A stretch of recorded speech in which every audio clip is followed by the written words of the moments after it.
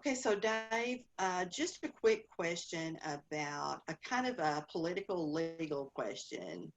So I know that up until the end of July, there was a moratorium on federally backed loans as far as evictions were concerned. If an owner had a federally backed loan, they weren't allowed to do an eviction. And I was told that Trump actually extended that, and there's a lot of controversy over it. So I wanted your thoughts as to, can Trump actually do that? Is that something that he can put in place, or is that going to require a congressional rule?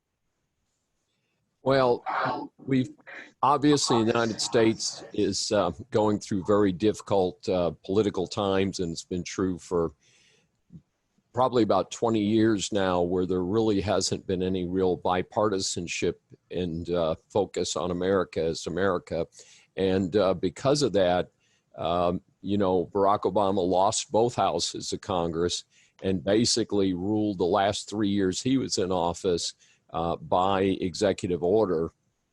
And so with the deadlock in Congress, even though the Senate is Republican, the deadlock between the Democrats in the House and Republicans in the Senate, Trump has basically turned to the same strategy that Barack Obama did. So it's rather ingenuous for the Democrats to be screaming foul play and criticizing what Trump did weekend before last, because it's like both sides have now done it. Both parties have now done it. But in any event, I think that it will be acceptable as a temporary move. The criticism has largely come from the democratically controlled Congress because they wanted to do it and they wanted to get credit for it. But it's the same thing that the Democrats did. The Democrats put in a $600 a week unemployment bonus. The Trump administration has put in a $400 a week unemployment bonus to say we've got to do something if the two houses can't agree.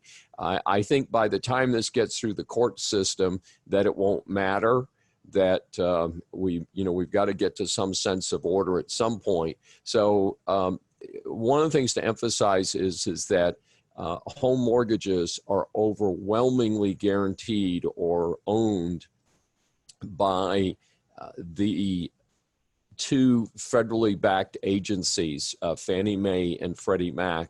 So it does impact a huge number of homeowners in the United States. Fortunately, the number of evictions, because of the generous unemployment, a lot of people have received severance. And frankly, most of the people who own homes are in the upper and middle income classes, who usually have a little bit more resources they can draw if they're unemployed. Oftentimes, because of the two income families, at least one spouse is still working.